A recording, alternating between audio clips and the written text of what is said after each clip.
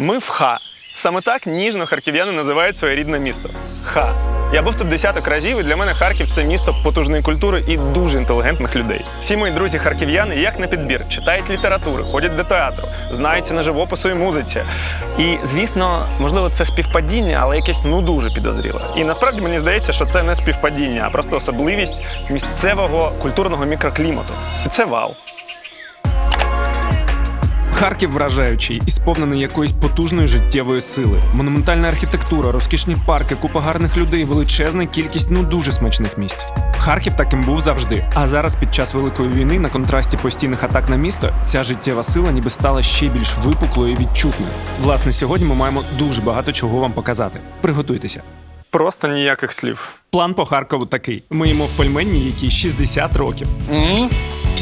Їмо у шефа, який побудував 3 дерев'яні печі і почав готувати в цих печах очманіло смачну українську їжу. Назвав це явище «трипіччя» і реально змінив гру.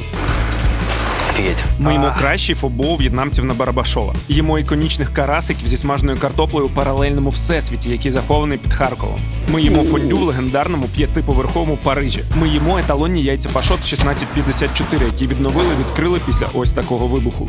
Ми їмо тівтєльки з пюрешкою і запиваємо їх негроні. І такий фудперінг можливий тільки тут. Ми їмо морозиво білочка XXL, яке з 1982 року подають в модерністській будівлі 1963 року. Ми їмо піцу в буфеті, бо тут так роблять всі. Ми їмо піцу Супер Гулівер в Тіамо, бо вона важить 1,5 кілограма. Ми їмо такоякі, осетинські пироги, хінкалі, фалафелі, супи в хлібі. Ми їмо, і все ніяк не можемо наїстися. Бо Харків, такий смачний. Ну все, а тепер по коням. Смачного перегляду.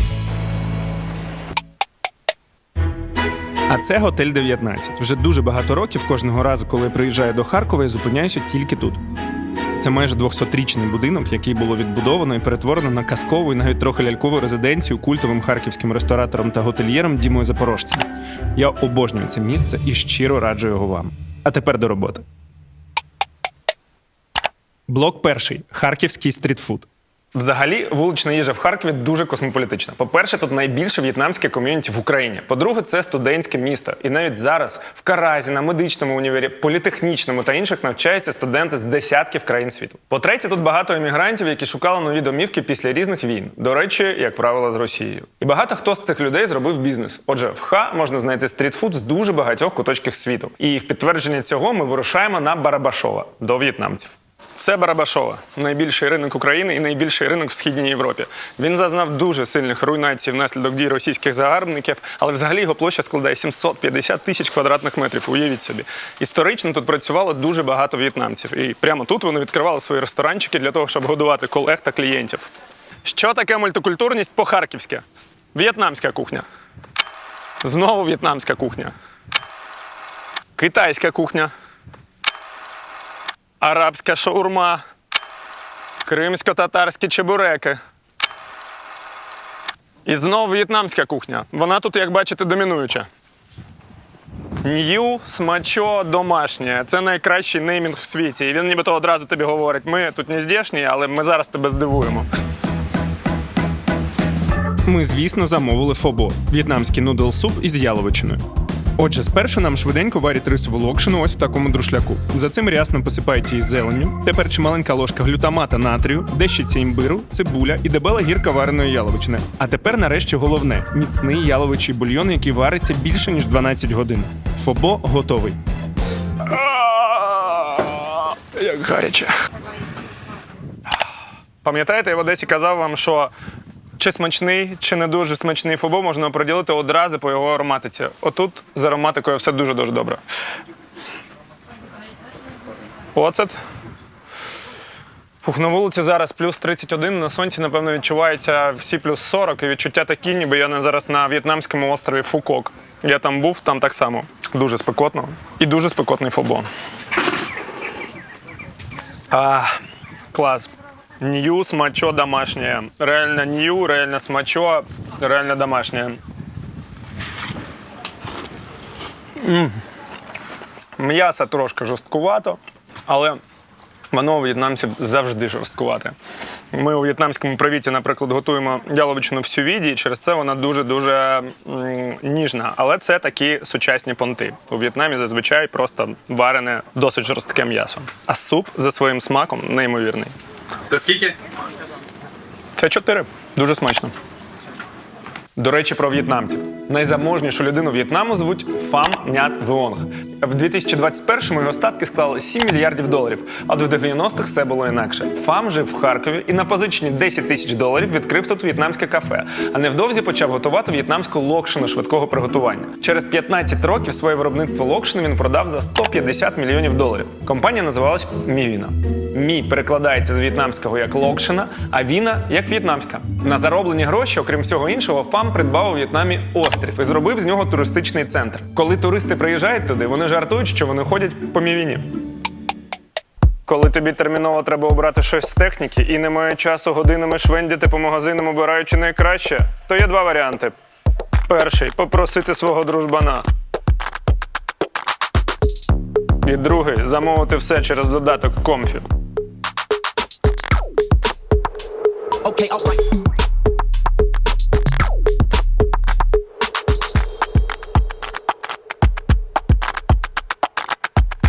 В двох варіантах можна купити гаджети зі знижкою до мінус 50%. Але в застосунку взагалі завжди є додаткові знижки і ціна відображена з урахуванням ваших бонусів.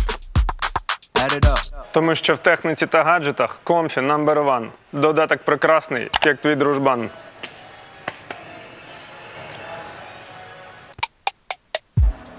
Я обожнюю ринки їжі. Тут в одному місці може бути сконцентровано 10, 15, 20 ресторанів. І ти прийшов нібито в одне місце, а нібито одразу в купу. І дуже складно зробити вибір. А коли, наприклад, я вибір зробити не можу, то я обираю все одночасно. Це харківський гастрокластер «Сьомий склад», в якому зібрано 7 смачних проєктів під одним дахом. Точніше, навіть без даху, бо тут така шикарна тераса, і коли на вулиці тепло, то тут просто кайф. Тут є і Японія, і Італія, і Близький Схід, і дуже звабливі американські сендвічі, і багато іншого. Ми рандомно замовили купу усього, і от що з цього вийшло. Сьогодні на нашому столі японське такоякі з восьминогом, неаполітанська мексиканська піца з халапеньо, американський рубен сендвіч з яловичиною і кислою капустою, східний фалафель з хумусом. Фестиваль харківського чревоугоддя об'являю відкритим. Амінь. Амінь. Так, я Рубен. Давай.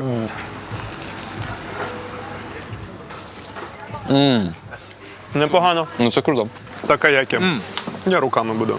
Так буде веселіше. Свиня.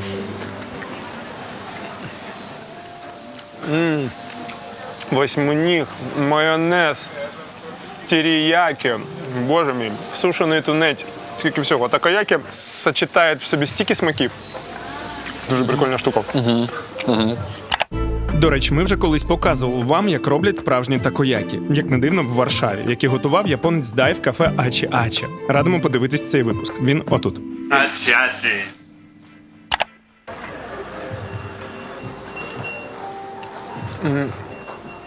До речі, піца супер.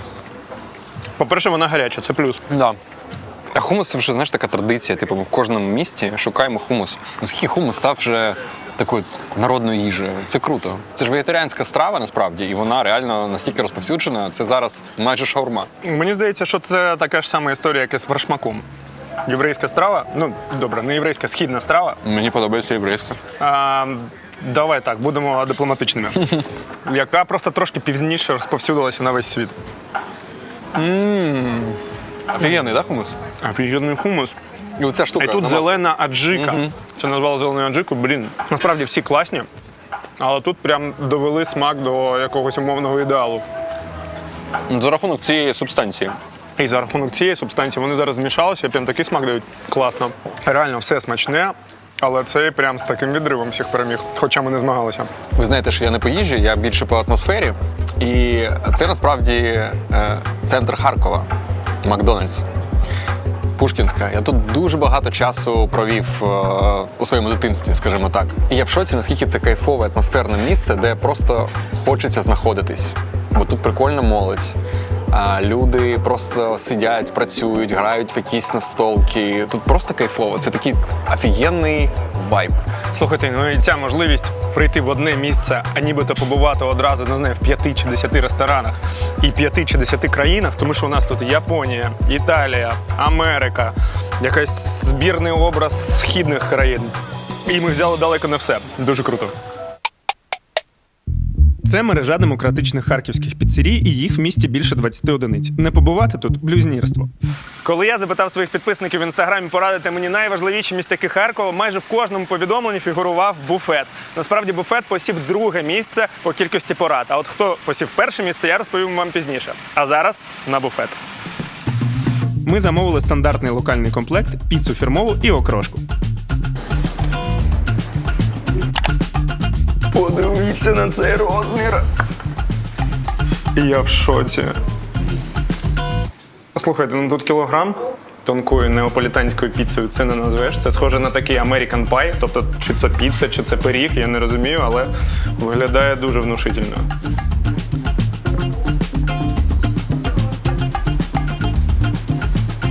Ну це мега вуглеводна, мега майонезна бомба. І я зараз вражений двома речами. Її розміром та її ціною. Я так розумію, що це місце воно створено для того, щоб ви швидко, ситно і недорого поїли. Це було швидко, це неймовірно ситно, якщо я це все з'їм. І це коштує 110 гривень за цей кілограм їжі. Отже, мені насправді здається, я не розумію, як вони зробили таку піцу за таку вартість. Виглядає, ніби вони віддають її по собівартості, або навіть нижче за собівартість. Я не можу сказати, що це дуже смачно, але от всім цим критеріям це відповідає, і, на мій погляд, це круто. Хочеш прикол? Да. Знаєш, коли я перший раз скуштував цю піцу? Ну, У 2005-му. фантастика. Вони відкрилися в 2002-му. У мене десь 8 років мого життя, вони дуже тісно пов'язані з Харковом. І, звичайно, я був в буфеті не один раз, і я куштував це. Це оригінальний буфет. Оце таким, який він був там 15 років тому. Слухай, він має бути монструозним і недоробленим. Дуже великим. 100%. І дешевим. І він таким і є. Наступною зупинкою в нашій подорожі буде сумський ринок і легендарний грузинський корнер Генацваля. Це рай для тих, хто любить грузинське борошняне. Тобто рай для всіх. Тут шоті, які роблять прямо при нас і запікають в кам'яній печі. Тут всі можливі види хачапурі, сир, який аж кипить на вітрині. Тут найсвіжіші хінкалі, які начиняють запашним фаршем і ліплять прямо на очах. Оп, хвостик підрівняли. Подивіться, які гарні. Тепер хінкалі варять і подають нам. Власники Генацваля – грузини, які приїхали в Україну більше 30 років тому з Сухумі після війни з Грузією та проросійськими сепаратистами, а технічно самою Росією, результатами якої стало утворення Абхазії, умовної АНР, яку традиційно в світі визнало аж 5 країн – Росія, Сірія, Нікарагуа і так далі по стандартному списку. Знайома ситуація, правда? Наш очманілий північний сусід, як ракова пухлина, захоплює регіони здорових країн, утворює там свої метастази і паразитує до завжди страшних і плюс-мінус однакових наслідків. А людям доводиться лишати свої домівки, шукати нові і будувати нове життя. О, яка добряча порція. Дякую. Це все мені? Ще є лаваш. І в мене ще є хачапурі. І от як мені з цим всім жити? Ніяких слів, буду їсти. Ого. Гаряче. Блін, ну це дуже гаряче. І дуже смачно. І це оцей вибір, чи з'їсти прямо зараз і обпекти собі всю морду, чи чекати. Дуже не подобається чекати, хочеться з'їсти і обпекти всю морду. Дуже багато бульйону. Дуже багато. Суп з м'ясом. Блін, смачніше, ніж в Одесі, до речі. Так, буду все по черзі. Яке все гаряче. Подивіться на цей секс. Шматок лавашика і потім поговоримо. А я тільки що дізнався, що Генацваля – це уважаємий. Я цього не знав. Дуже по-грузинськи. Слухайте, ну я дуже сильно тащуся від грузинської їжі, як, скоріше за все, і кожен з вас. До речі, ви помічали колись, що всі грузинські заклади завжди повні людей? От якщо ви хочете відкрити ресторан, то відкривайте грузинський. 100% влучання завжди. Як це працює, я не знаю. Мабуть, нам якось дуже підходить грузинська їжа. Хоча як вона може не підходити? Купа тіста, купа сира, купа м'яса, спецій, овочів, вина і якогось свята. Тут смачно. Віноцваля. Ми в центрі якогось супермаркета «Восток», і це не рекламна інтеграція, хоча я стою поміж водою, соком та туалетним папером. Але ми сюди прийшли, тому що прямо от в центрі маркета є трушна, автентична точка з осетинськими пирогами. Саме їх будемо куштувати. Привіт. Привіт! Це Анжеліка. І кажуть, смачніше осетинських пирогів, ніж у Анжеліки, в корнері Алан Пай знайти майже неможливо. Хочу осетинський пиріг. Оцей. Саме зелень. Добре. Так, скажи мені, будь ласка, осетинські пироги. По-перше, як ти і твоя родина опинились в Україні? Мої батьки емігрували ще в 80-х роках після війни. І мама була медикинею, а батько був поваром. Тому вони потрошки після своїх робіт почали задумуватися про осетинські пироги, бо це наша традиційна національна кухня. І ми почали випікати такі пироги. Ми замовили пиріг із сиром і мангольдом. Але він вже готовий, отже ми покажемо приготування іншого красунчика, щоб ви зрозуміли принцип. Дивіться, купа сиру, купа яловичини, перець, зелень і величезна гора сиру зверху. Далі все це завертається, перекидається в форму, розплющується і вирушає на 10 хвилин в піч. А потім вуаля, отака краса. А тепер повертаємось до нашого пирога з сиром та зеленню.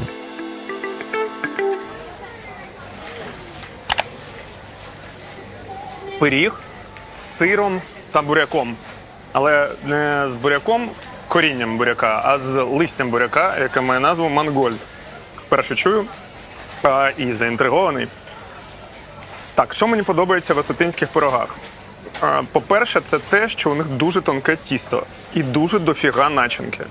Тобто навіть в наших дуже смачних пирогах, якщо вони дуже смачні, начинки менше за тісто чи стільки ж, скільки тіста.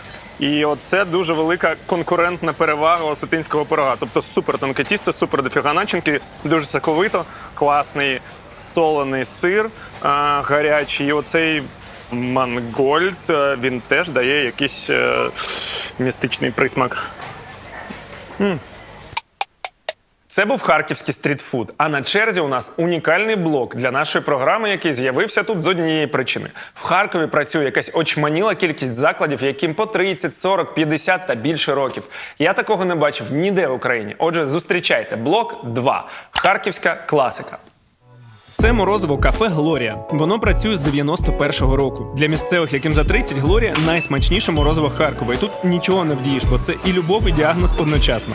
Сюди приходять за солоденьким та за спогадами. А це Агнеса, яка працює тут вже 34 роки. Привіт, Агнеса. Можна якесь ваше найвідоміше морозиво? І салат. Возьмите конфетти. Давайте конфеті. Напій лимонний теж мені. Звір. І добре. Так, і я хочу якийсь фруктовий салат. Давайте мені лакомку. Лакомку, да? Да. І горішків теж. 1 шарик, 2 шарика, 3, 4, 5 шариків. Ложка вершків, топлений шоколад і арахісова крихта. Бам! 350 грамів спокуси. Салат лакомка. Лимонний напій. Смажений арахіс.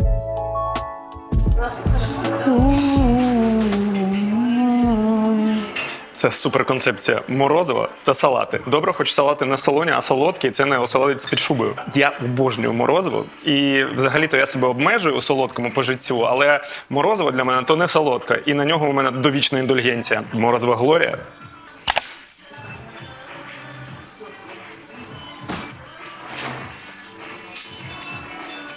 Слухайте, ну взагалі такі речі краще за всіх працюють з людьми, які спробували їх в дитинстві. Якщо воно вже закарбувалося в серденько, то вже не викарбується звідти. Я тут вперше. Для мене це просто дуже солодка цукрова бомба. Морозиво з купою топінгів.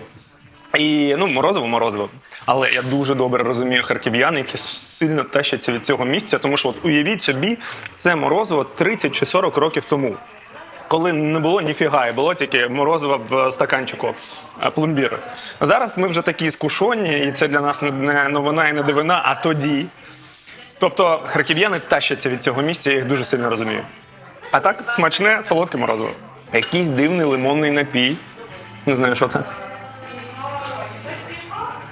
Смачний, не дуже солодкий, лимонний. Салат. Спробую салат з курагою. Цей салат називається лакомка. Боже, тут купа сухофруктів, ізюм, банани, вершки. Ну, в дитинстві я б за такий салат розірвав би. Зараз я спокійний, але, боже мій, що ж тут з дітьми коїться? І тут продають горішки, просто смажені горішки в мисці. Горішки, курагу, морозиво і лимончик.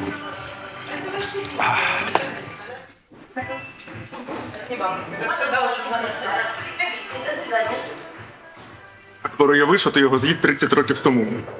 Сказився. Слухай, мій терапевт каже, що з минулим потрібно прощатися. Згоден, тільки якщо це не морозиво. Окей. Панжест для мого травлення the best. Панжест для мого травлення the best. Панжест для мого травлення the best. Панжест для мого травлення the best. Не кидай шлунок в біді. Допомагай травленню Спанжест. Це перша піцерія Харкова. Вона працює тут з 1987 року. А я, наприклад, народився в 1988-му, тобто вона на рік старша за мене. Я десь читав статистику, що середній вік закладів в Україні – це щось 5 років. Тобто це неабиякий довгожитель. Це величезна піцерія в парку, справжнє сімейне кафе. І кажуть, що багато поколінь харків'ян ходять в Тіамо на піцу, яка називається Супер Гулівер. І подейкують, що і половину цієї піци з'їсти неможливо. Звучить як виклик. 1 Гулівер. Отже, піца Гулівер. Розкатуємо тісто, викладаємо на деко, змащуємо домашнім томатним соусом. Далі м'ясний набір, який складається з копченої ковбаси, шинки і м'ясо яловичини. Оливки по всій поверхні, ананаси, солодкий червоний перець, печериці рясно і засипаємо все це 2 видами натертого сиру. Перед вами 1580 грамів піци. А тепер на 8 хвилин в піч. Дякую вам. Офігеть, оце калібр. Гулівер, да? Боже мій. Не так вже і просто підняти. Є такий чувак, Богдан Шинкарьов, він переміг у майстер-шефі, і він розповідав мені, що вони з родиною, взагалі всі харків'яни, ходили сюди на свята. Тобто день міста, день народження, всі в Тіамо. Взагалі ми, до речі, в Бердянську теж ходили на свята саме в піцерію, але в Челентано. І це було рідко і максимально елітно піти в Челентано. Так.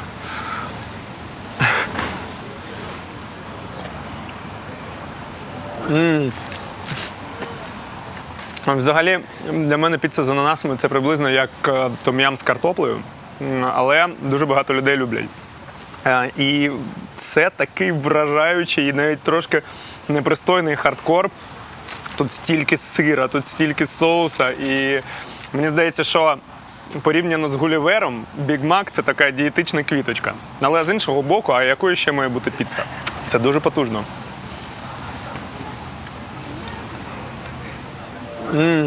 До речі, кажуть, поява мережі піцерій «Буфет», яку ми вам вже показували, натхненна саме цим Тіамо. Такий от пробатько всіх харківських піц. А це ТОВ «Пельменна», яке відкрите в 1964 році. Так і називається ТОВ «Пельменна». Тобто 60 років приготування смачних пельменів для харків'ян. Матір Божа. Це отакий напівпідвальчик з кахлями з усіх боків, офіціантками в вінтажній уніформі, панорамами Харкова, порожньою вітриною, бо через війну асортимент сильно скорочено, піксельною мозаїкою і ось такою барвистою зоною видачі. У мого відчима в Бердянську було декілька закладів. Бар «Демократ», кафе «Система», більярдний бар «Альбатрос», а також ресторан «Шатри». Він був богом неймінгу. Я коли був малий, набирав йому меню для його закладів на компі, а також працював у нього офіціантом. І у бар «Демократ» я ходив на богоподібні пельмені з оцтом та кропом. Я сподіваюся, що тут буде щось на кшталт. Отак.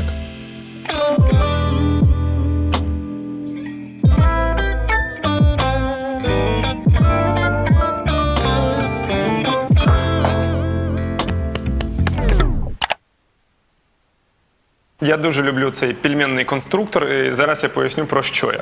Отже, спершу для більш різкої кислинки трохи оцту. Вершкове масло тут вже є. Тепер для вершкової кислинки трохи сметани. Ну ладно, не трохи. Добряче сметани. Так, трошки змішаємо це все. Так. Ну і фінальний штрих.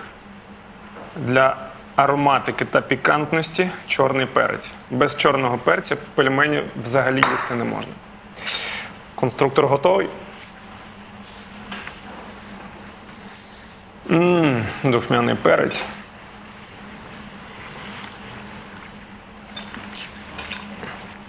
Пельмені – це от прям завжди смачно, ну майже завжди. І тут мені нема до чого докопресатися. Тісто супер, фарш супер, конструктор я зробив власноруч, всім задоволений. Власне, топ-пельменне – це топ-пельменне. Заходьте. Що там, перець? Ти до оцта як ставишся? Не знаю. Давай краплинку. Да? Хре. А, Трошки. Ні, нормально. Я чогось за тебе зараз так радію. значить, що я можу сказати? Значить, шлунок людини, яка не одружена, час від часу приймає форму пачки пельменів. Пельменів чи пельмені? Пельмені. Тому, звісно, в мене в морозильнику завжди є пельмені. Я обожнюю цей продукт.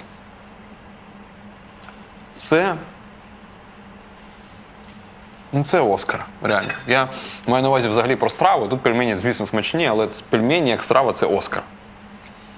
Слухай, це коли ти сам додав всього, це Оскар ще й за режисуру. Слухай, ну в тебе, якщо в тебе, подивись, в тебе тут, в тебе Майкл Бей, а в мене Вес Андерсон, бачиш? Слухай, ну у мене навіть Нолан, я думаю. Ні,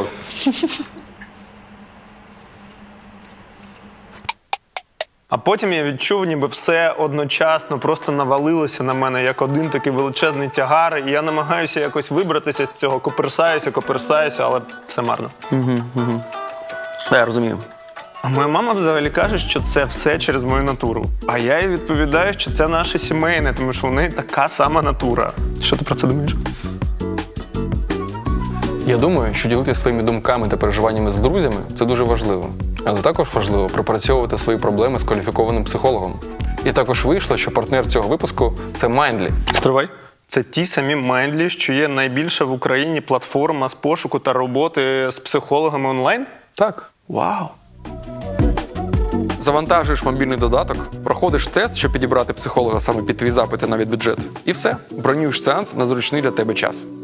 За цим QR-кодом ви зможете завантажити додаток Mindly. А із промокодом Харків20 ви отримаєте знижку 20% на першу консультацію з будь-яким спеціалістом. Посилання в описі. А це наступна харківська легенда з романтичним ім'ям Париж. Їй 23 роки, і це дуже вигадливе місце. Ви можете подумати, що я в Маре, але ні, я в центрі Харкова, в ресторані Париж. Я був тут десь років 5 тому і запам'ятав його сильно-сильно, тому що, по-перше, я сидів в амфітеатрі і ще 6 залів. По-друге, тому що я тут заблукав. Тобто тут стільки всього, це такий атракціон, що з нього складно вийти. І я дуже хотів сюди повернутися, і я повернувся. І зараз буду вам показувати все. Ресторан було створено через величезну любов власника до французької столиці. Ось, до речі, це він, власник, зображений в натовпі на стіні одного з залів. І почався колись харківський Париж із крамниці з тістечками. Ось вона. Потім додався бар. Ну а зараз це ціла будівля із 7 концептуальними залами. Тут є зала «Актор» із скульптурами культових французьких акторів, зала «Театр Пари Комік», де крутять класне кіно, зала «L'Orangerie», вибачте за мою французьку, з прекрасним видом на місто, купою зелені і плюшевих ведмедиків та інші зали. А тепер до їжі. Харківський Париж славиться своїм фондю. Тут подають 500 кілограмів сиру щомісячно. Отже, для фондю нам знадобиться натерти дуже багато сиру. 4 українські сири, сулугуні, коров'ячий витриманий, маздам, якийсь фермерський плавлений і 1 французький сир, проволоне з Ніцца. Потім треба грилювати грушу і дістати хамон. Сир ми змішаємо з маслом, борошном ми зробимо дуже сирну варіацію на бешамель. Подивіться на ці тягучі вершкові водоспади. Потім наріжемо грильовану грушу, викладемо її у спеціальну фондюшницю, наповнимо топленою сирною сумішшю, перемішаємо і декоруємо зверху хамоном. За цим все це накривається тарілкою з хлібом і нарешті подається мені. Дякую вам. Так, і що з цим робити? Це моє перше фондю. І я зараз буду імпровізувати і, можливо, десь помилятися. Тому не судіть мене суворо. Так, ну, напевно... Боже, як прикольно.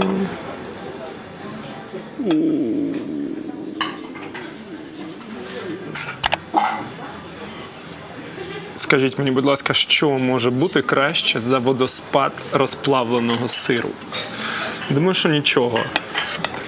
Сир завжди править бал, і чим його більше, тим краще. Сирна піца, мак-н-чіз, кнафе, хачапурі. Але от всі вони в своїй сирності програють одній страві. От вона. Моє перше фондю. Так, ну... Мені здається, я щось роблю не дуже правильно. Надо мною вже ржуть тут чи ні?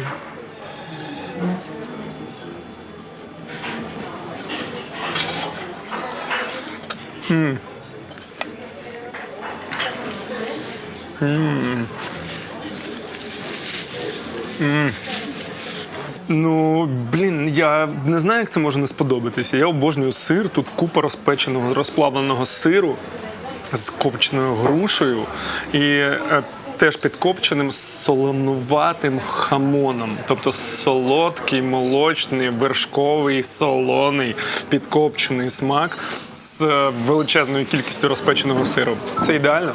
Це, знаєте, коли ви були малі, брали шматок хліба, клали шматок сиру, розплавлювали його в мікрохвильовці і потім з'їдали. Це те саме, тільки його дуже багато. Воно набагато більш гастрономічне. Так, що ж з цим робити? Може так? Схоже, що так. Ну, давайте. Наскільки я облажався.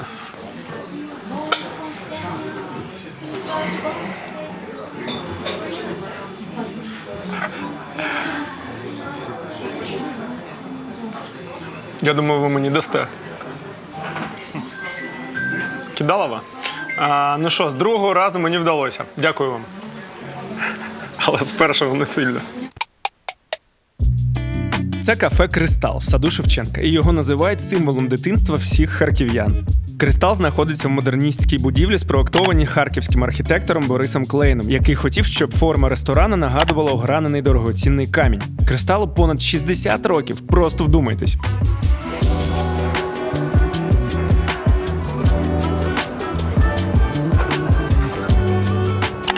Власне, всі приходять сюди на морозиво «Білочка». Рецепт морозива не змінився. Білочка звичайна і білочка XXL. Нам, звісно, обидві.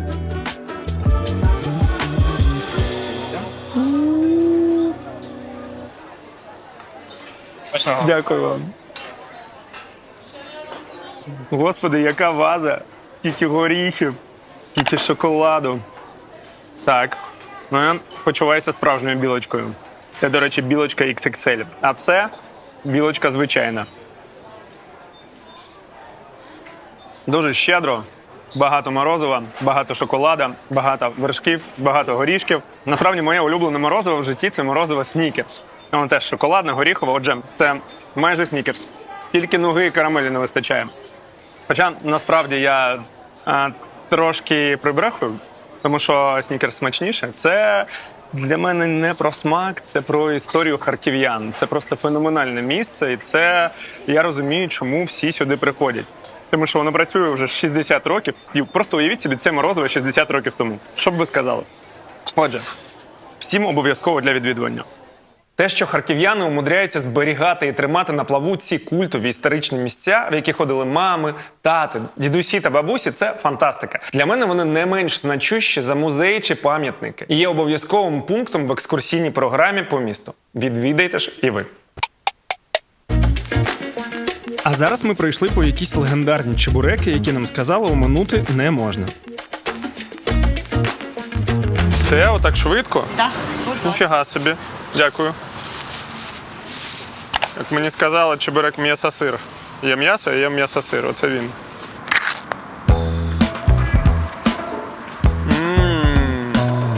купа хрусткого, жирного тіста. Фантастика.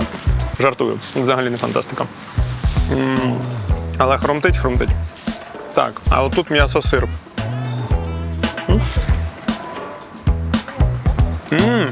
М'ясо-сир. Я б навіть сказав м'ясо-сиро-жир через кількість олії, але чебуреки вони такі. Тут багато м'яса і багато сиру. І це чебурек. Це все, що я можу сказати. Я взагалі таку їжу зазвичай не їм, але хтось їсть. І це їхній вибір. Що я можу сказати? М'ясо-сир. Значить, я вам відверто хочу сказати, що Кацурін досить дивною локацією тут вибирає для їжі в Харкові. Ми реально не їмо в ресторанах майже, ми їздимо по якимось генделям. Вони смачні, але виглядають вони досить здебільшого стрьомно, я вам хочу сказати. Це Мішин вибір. Дивіться, оце приклад людини, яка робить неконструктивну критику. Він 3 дні мені капає на мозок, щось багато стрітфуду і не запропонував нічого, окрім одного місця. І от зараз, судячи з усього, ми туди поїдемо. Давай подивимось, що ти запропонував. Поїхали. Блок 3. Харківський модерн. Зараз вперше за весь час існування нашої програми, нашого проєкту, я особисто буду показувати вам місце в іншому місті. Місце в іншому місті. Все правильно. Отже, це будівля звичайного будівельного магазину. Але тут є певний секрет. Отже, викликаємо ліфт, їдемо на останній поверх, не забуваємо споткнутися об поріг. І вуаля, ми в будівельній ресторації. Тут геть усе стилізовано під ремонт і, відповідно, будівництво. Так, значить, цей заклад називається будівельна ресторація, і його досить умовно можна назвати концептуальним, бо тут все типу про будівлю. Вазони для квітів, зроблені з бетономішалок та касок, драбини на стелі, отака прикольна ложка в формі ключа. Але тут є ще одна досить цікава страва, яку я вам зараз хочу показати.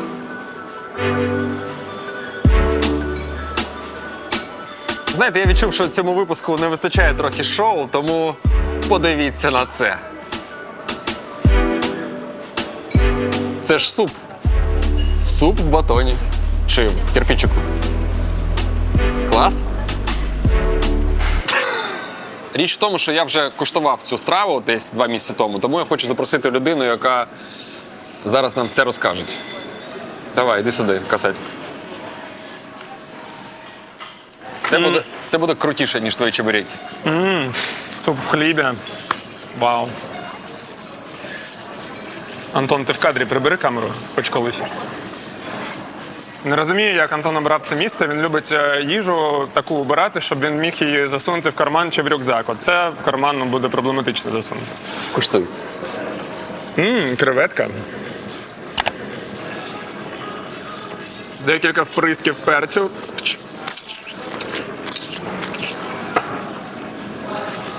Така пипочка симпатична.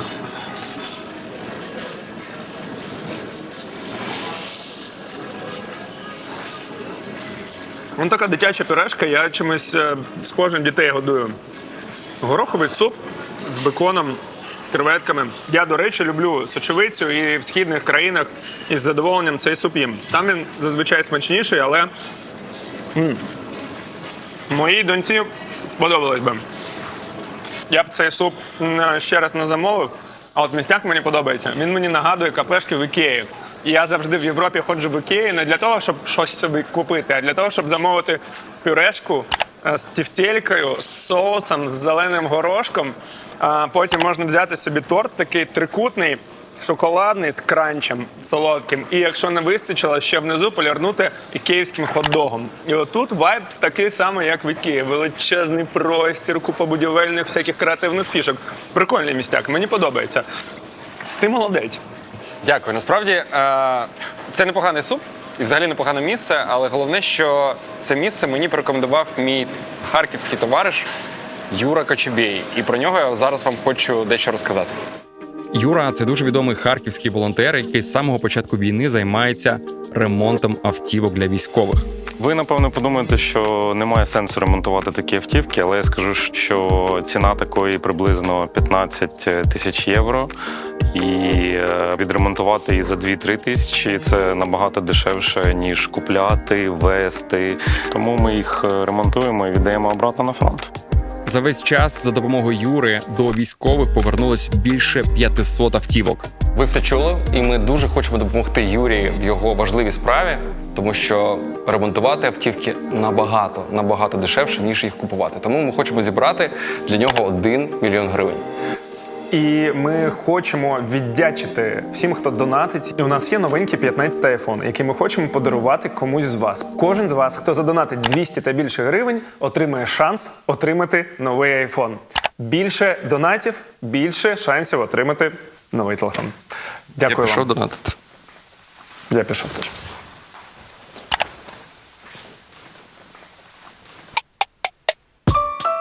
А зараз хочеться естетики, смачної кави і солодкого. І ми знаємо одну з кращих опцій Харкова. Зацініть. Це два бренди в одному: кав'ярня Пакофуда та пекарня Пухке. Тут дуже затишно, світло, просторо, можна грати в настолки і насолоджуватися от такою спокусливою артизанальною випічкою. Пакофуду мені наполегливо порадили не тільки мої підписники, але й шефи, яких я дуже сильно поважаю. Вова Ташаєв, Льоша Краковський, Микита Вірченко. Власне, я тут, щоб розібратися, що ж в цьому місці такого особливого. Познайомтеся, ідеальна булочка з корицею та ідеальний даніш зі сливою.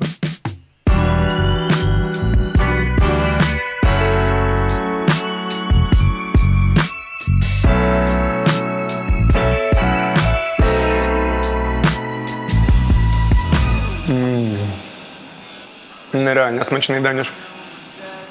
А тепер познайомтеся з Танією, співвласницею пекарні, власне, пекаркою та волонтеркою, яка, окрім цивільних, постійно годує військових. На початку повномасштабного вторгнення залишили ключі друзям, тому що підвал безпечно, дуже багато продуктів, дуже багато їжі.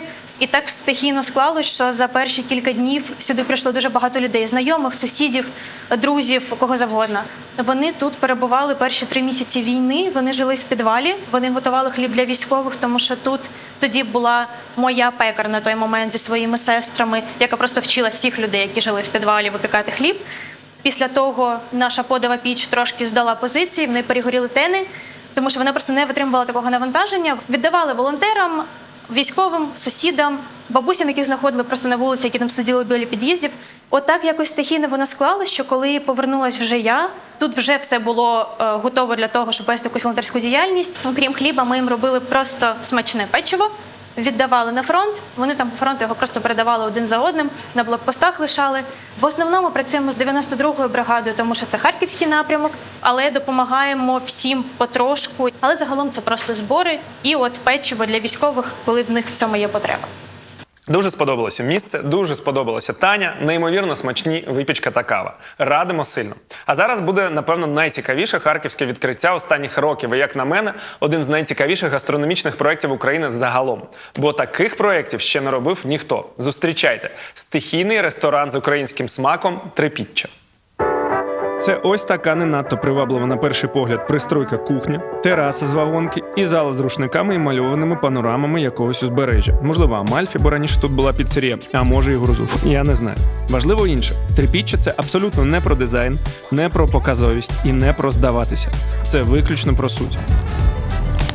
А ось і головний творець і носій цієї суті – шеф і співвласник Микита Вірченко, який от саме в цій пристройці майже власноруч побудував 3 печі, тому й трипіччя, кожна з яких виконує окрему функцію. І велика частина кухонних процесів замкнена саме на цих печах, які і смажать, і запікають, і варять, і коптять, і все-все-все. Філософія трипіччя дуже проста – годувати людей.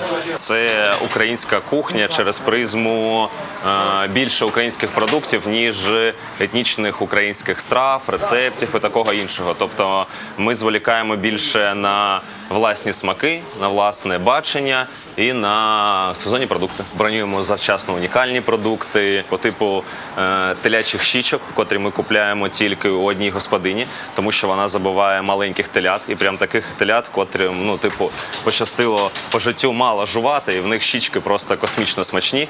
І у нас виходить 2 маленьких щічки маленького теля на 2 дні. Тобто вони забувають одну скотину на 2 дні. І тобто у нас в закладі є 3-4 порції телячих щічок на 2 дні.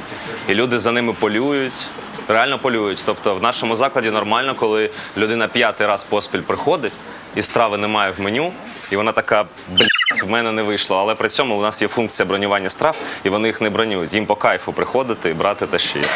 Це наш мангал в форматі пічки. Він заправляється як і дровами, так і вугіллям, достатньо великий, кльова пасивна витяжка. І важлива теза цього закладу, ще коли він відчинявся, і щодо пічок, що всі блекаути ми попрацювали з 80% нашого меню повністю без електроенергії. Була зима, продукти зберігались на вулиці в снігу в контейнерах, а їжа готувалась ось тут, бульйони грілись на вугіллі, все віддавалось з-під ножа, люди чекали годинами, при свічках, в залі, в повному блекауті, місто порожнє. І ми тут, годували людей і давали їм надію на те, що світло вімкнеться. Якщо ні, вони зможуть провести свій час тут. Ми свідомо не купляли ні генератори, ні екофлоу. Ми ось цей весь темний вайб намагалися освітлити трошечки іншими речима в їжі, вайбу, і теплоти, пічок і сердець. Чесно, я в шоці від цього чувака і його підходу. Це настільки чесно, сміливо і унікально, що слів бракує. Ну і трохи про гроші. Кухонна технологія в кафе навіть при мінімальних інвестиціях – це десятки, а часто й сотні тисяч доларів. Бо обладнання дороге. Микита ж витратив на ці 3 печі 70 тисяч гривень. І окрім економії, феноменальної концептуальності, принциповості, має ще й неможливі для звичайної кухні смаки. Бо тут тільки вогонь, тільки дим, ніяких замінників або симуляцій. Насправді у Микити тут є заготівельний цех, і тут використовуються сучасні індукції та сувіди, але в фундаменті піч. Точніше, 3 печі. Давайте готувати. Перша страва – мізки. Спершу мозок готувався в сувіді з вершковою олією, а тепер він обсмажується на пательні. Паралельно розчавлюється, подрібнюється і вирушає обсмажуватися на олії часник. За цим нарізається бланшоване брокколі і відправляється на сусідню з мозком пательню. Після цього до брокколі додається сіль, лисички та кумин, а потім добра ложка масла нуазет з моркв'яним фрешем. І все це готується разом. Мозок тим часом деглазується буряковим оцтом і продовжує термальні процедури. Одночасно з цим підготовлюємо власноруч спечений вранці хліб, обсмажуючи його на грилі. Грильований хліб змащуємо чесниковим конфі, а за цим інсталюємо наші мізки. Долучаємо брокколі та лисички і робимо окантовку зі свіжої ожини. Зверху дещиться чілі, зелень, готово. Отже, частина перша – котлети. Це фарш з качки, яловичини і задка свині з жовтком, кінзою та чілі. Формуємо сферу і відправляємо на гриль. Паралельно запускаємо частину другу – страву альтер-его – гречаний кебаб. До того ж самого фаршу додаємо варену гречку, змішуємо все це і ось так ексцентрично-еквілібристично формуємо в ковбасу і відправляємо на гриль до котлет. Рухаємось далі. Це фарш з гречки, а це попкорн з гречки. Зварена, дегідрована та просмажена крупа. Коли наш гречаник готовий, ми забираємо його з гриля і починаємо формувати подушку з гречаного фаршу. Викладаємо на неї котлету, обережно прикидаємо, загортаємо і ретельно обвалюємо в гречаному попкорні з усіх боків і відправляємо в розпечену олію у фритюр. Кебаб готовий, все готово, можна подавати.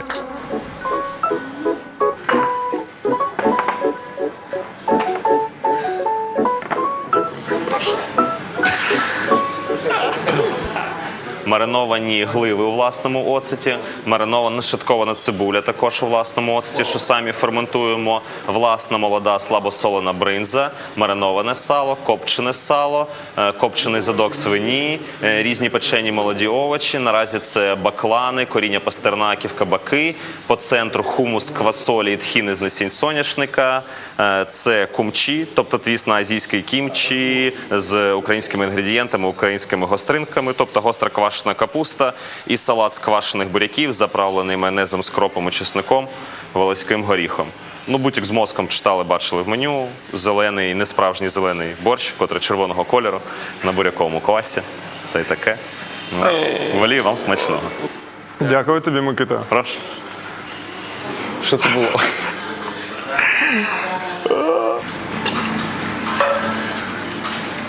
Мені дуже цікаво. Ого.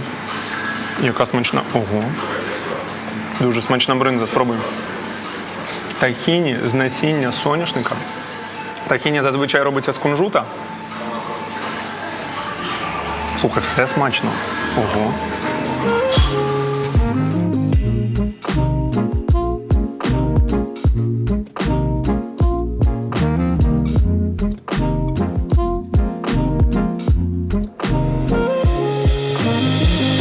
Я не розумію, що я їм, але мені смачно трындець.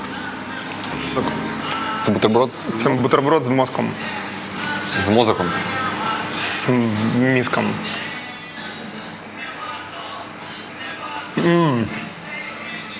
Як тобі мозок? Слухай, поки я не подумав, що це мозок, я їв нормально. Потім мені було трошечки складно. Немає. Мені роз'єб.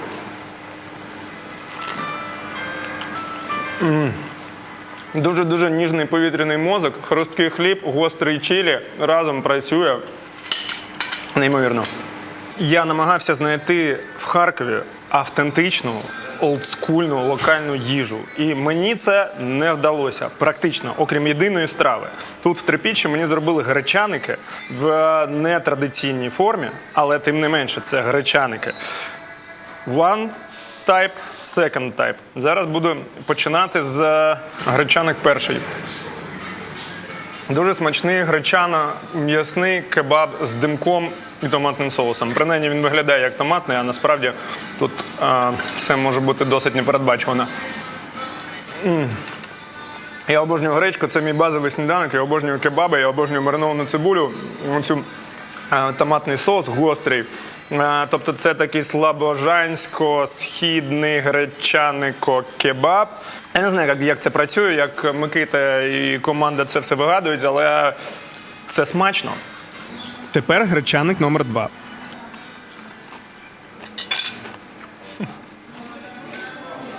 Дуже несподівано і дуже прикольно. Це на смак як гречане пюре. Уявіть собі, якщо повністю просто гречку перебити в пюре і вкрити дуже хрусткою оболонкою, яка зроблена також з гречки. Гречка в гречці гречкою поганяє, у всього різні текстури, все смакує несамовито. Це тупо моя взагалі страва повинна. Давай. Гречка. Абсолютно утилітарна. Прикольно. Прикол в тому, що майже однакові інгредієнти, але сприймається страва абсолютно по-різному. Це і є справжня гастрономічна творчість. Тому що з простих речей зробити дивні, різні, багатогранні речі. Ну, це мистецтво.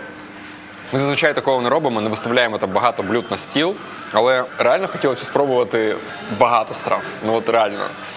І я попробував борщик зараз, і він теж офігенний.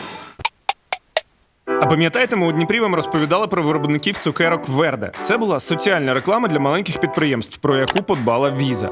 Власники до нас звернулися з фідбеком, що стільки замовлень не мали ніколи. Дякую вам. І ще один бізнес, про який нам хочеться розповісти – Браталівська сироварня з Житомирщини.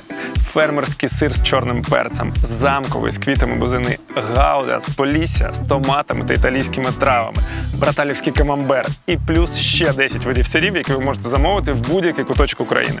То додивитесь випуск і загляньте до панов у магазину в Інстаграмі. Посилання в описі. Підтримуйте українське. Зараз ми покажемо вам один з моїх найулюбленіших і, на мій скромний погляд, один з найсмачніших проєктів Харкова від геніальних First Line Group. Зараз я проведу вас в культовий заклад Дім Запорожця, в якому 10 років снідав весь Харків. Ласкаво просимо.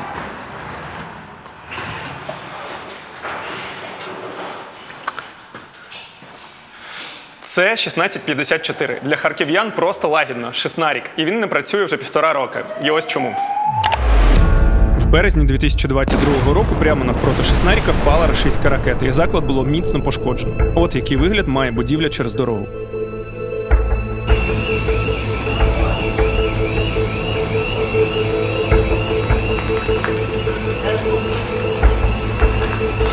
Хлопця, який сидів в залі в момент прильоту, звати Даня, і він не постраждав. Власне, коли ми знімали Шеснарік, в 23-му році він ще тільки відновлювався. Але зараз він вже працює на всіх парах.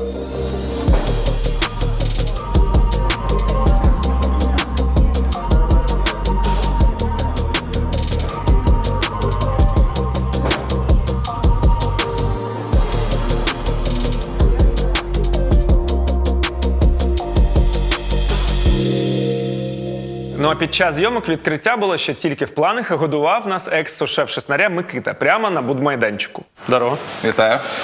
Що, яйця пашот будемо їсти? Зараз вімкніть свою уяву. В Шеснаріки до 24 лютого готували 28 тисяч яєць на місяць.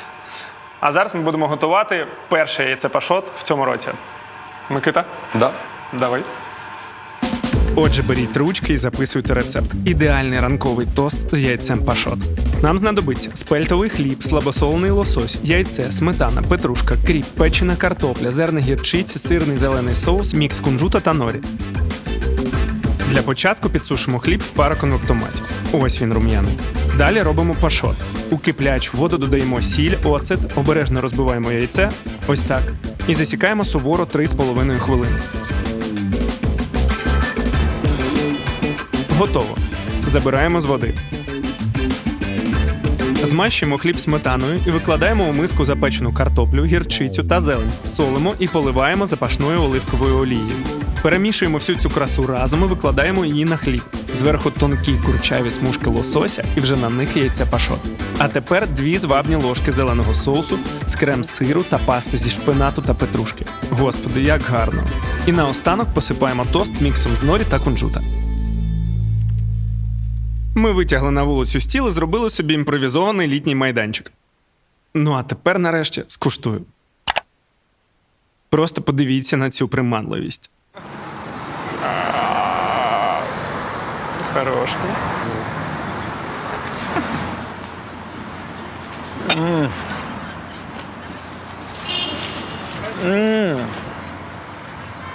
Слухай, сирний соус з зеленню, це розрив.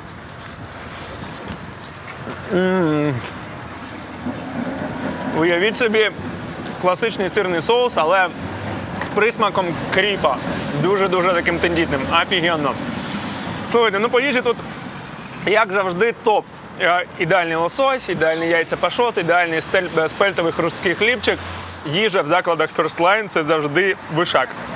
Мені дуже подобається. Для мене Шеснарь – це такий самий символ Харкова, як, наприклад, будівля Держпрома або парк Горького. І я дуже-дуже сильно щасливий, що заклади Запорожця починають вертатися до життя, починають відновлюватися та відкриватися. Обов'язково приходьте сюди, одразу по відкриттю. Микита, дякую тобі. Власне, ми з Антоном трохи підкріпилися, бо Микита нам тут наготував з 3 короби, і вирушили далі їсти. Бо це Харків, і тут смачно. Хто? Ти тут був? Ні. І я не був. Але я дуже багато чув про протагоніста. І наскільки я розумію, це прям легендарний харківський містяк. І оскільки це бар, ми собі одразу замовили по якомусь твісту на негроні. Але нам сьогодні хочеться еклектики, тому ми замовили також пюрешку з котлеткою. Але перед цим трішечки про заклад. Протагоніст – красунчик. Дизайн Слави Балбека, величезні вікна, шикарний звук від Void Acoustics, шрифтові алюзії на станцію метро Київська та приманливий бар. Я насправді просто обожнюю увагу до деталей в закладах. І от дивіться, це начебто радіола, хоча насправді це DJ Plus, який для цього закладу спеціально зробила Балбек Бюро. І подивіться, Харків, Балбек Бюро, протагоніст. Це ж офігенно. Любі, ну що, як ви бачите, ми читаємо ваші коментарі. Дякую за окрему порцію. Будеш сам з бухгалтерією розбиратися. Котлетка, точніше тефтелька з пюрешечкою.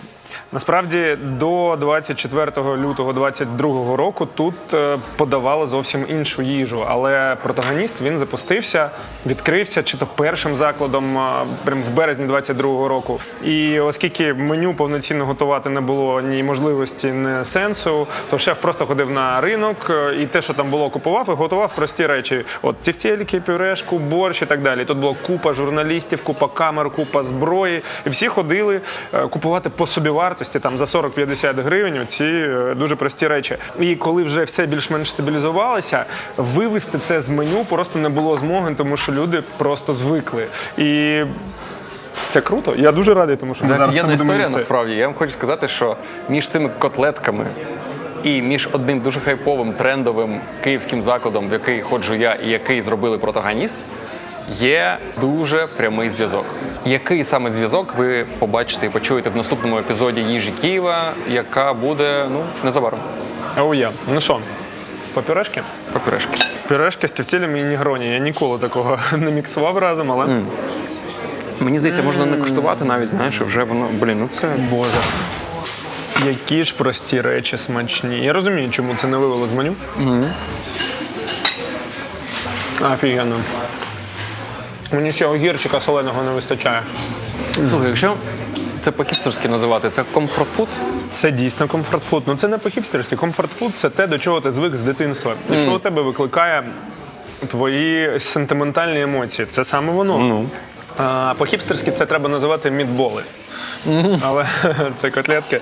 Вони дуже смачні і дуже прості. І для мене котлетки з пюрешки – це реально, не знаю, Кендрік Ламар в світі їжі. Боже, борони заклади, які подають пюрешку з котлеткою і коктейлі. Для мене це супер еклектичний заклад, бо стоїть DJ Place, пульс. Є цей дискобол, гарні коктейлі. І при всьому цьому ми ще їмо. Коротко кажучи, ми сюди прийдемо ввечері випити смачного, ми сюди прийдемо на обід з'їсти простої смачної їжі, і ми сюди прийдемо послухати музику. 3 в одному. Протагоніст супер. Це був дуже приємний і смачний візит. А ми рухаємось трохи за Харків, щоб показати вам дуже особливе місце. Ви знаєте, що в годині їзди від Харкова існує інший світ. І цей інший світ існує вже 24 роки. Але дуже довго він працював тільки для своїх і відчинився для загального відвідування лише в 2013 році. А називається цей інший світ «Біла хата» і створив його харківський архітектор Гена Лещук. Гена провів дитинство тут, неподалік в селі, а потім вже після універу потрапив на грецький остров Санторіні і так закохався в нього, що вирішив створити своє власне Санторіні під Харковом. І побудував отакий грецький будинок. Потім інший будинок. Ну а головне, Гена купив хату на березі, покликав друзів, і всім так сподобалося, що довелося зробити кухню, щоб їх годувати, бар, щоб їх розважати, додаткові будиночки, щоб їх селити, і басейни, щоб їх купати. І так Гена потроху будував і побудував свій світ, який знаходиться ніби десь на перетині нашої дачі, фестивалю Burning Man та грецьких островів з річкою, човнами, волейболом, натовпом гарних людей, які фоткаються, загорають, кайфують, купаються. А ще чудовими номерами, смачним рестораном і взагалі якимось сюдисущим духом краси, простоти та гедонізму. Все це Біла хата. І це місцева ікона для тих, хто знає про її існування. Щоб ви одразу зрозуміли атмосферу, розповім вам історію. Дуже багато років тому до Гени підійшов якийсь блатний і спитав: Гена, чого в центрі міста борщ коштує 20 гривень, а у тебе 120? А Гена відповів: я не продаю борщ. Подивись на річку, подивись на ліс, подивись на небо. Я продаю атмосферу. А якщо ти хочеш борщ, то поїдь в столову. От, власне, і ми приїхали за атмосферою, а також за іконічними смаженими карасиками з картопелькою. Власне, Гена дістав нам цілу сітку живої різнокаліберної риби від плотви і красноперок до барабульок і ставрідок. І ми вирішили на кухню спостерігати процес. Рибу помили, почистили від луски, трохи понадрізали, добряче облили запашним лимоном, посипали та перемішали з сіллю і зусібіч поваляли в борошні. За цим розігріли стару добру чавунну пательню із соняшниковою олією і помчали смажити рибу. Ще малечу в борошні і щільно на пательню одна до одної. Все, чекаємо, перегортаємо, смажимо з іншого боку. Готово. Тепер картоплю на пательню, солимо і смажимо ось до такої фантастичної золотої скоринки. Уявіть, як вона буде хрумтіти. Припорошуємо свіжою зеленню і на стіл. Схожі Маленькі рибки. Дуже багато маленької рибки. Схожі в Білій хаті вважають, що я дуже прожерлива людина. Дуже худенький просто. Добре, зараз буду поправлятися. Господи, ви тільки гляньте на цей дачний кайф. Риба, картопля, свіжий духмяний салат, канапка з домашнім томатним соусом. Просто ніяких слів. Я буду починати їсти. Я загубив дармови. Так.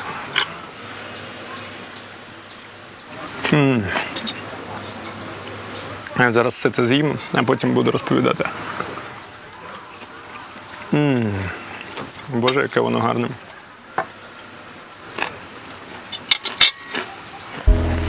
Слухайте, у мене зараз відчуття, що я знаходжуся в якійсь абсолютно паралельній реальності.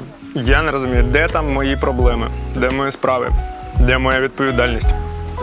Все зникло. Мені так добре. І зараз абсолютно неважливо, які на смак ці карасики. Тобто вони могли б навіть бути абсолютно посередніми. Я б все одно вирощав від задоволення. Але штука в тому, що вони фантастичні, свіжі. Ще годину тому живі карасики. Ідеальна смажена картопля. І, до речі, здавалося б, що там картопля. Але приготувати ідеально смажену картоплю – це кунг-фу. Насправді є дуже багато шефів, які можуть приготувати якесь там хитре сівіче з піною тархуна, але смачну смажену картоплю зробити не зможуть. Тут можуть. Ідеальний салат з бабусіною олією, оцією запашною. Ну, ви всі її знаєте стопудово. Ну і, в принципі, це місце, воно ідеальне для ескапізму. Тобто, особливо сьогодні, це так круто і так важливо, що такі місця існують. І ти можеш просто сюди збігти і декілька днів провести в цій красі і кайфі. Я випавша в осад від Харкова людина. Я не був тут з початку повномасштабного вторгнення, уявляв Харків якось по новинам. Всі поїхали, півміста зруйновано, все зачинилося. І це сформувало мої майже відсутні очікування. І тут, на контрасті з цими очікуваннями, бам! Дуже потужна енергія, творчість, фантастична їжа, купа закладів від історичних до нових. Харків для мене сьогодні як сильне, вічно зелене, квітуче дерево, яке проростає крізь асфальт, спеку, метеоритний дощ і війну. Будь ласка, приїжджайте в Харків, віддайте цьому місту любові, бо воно прекрасне.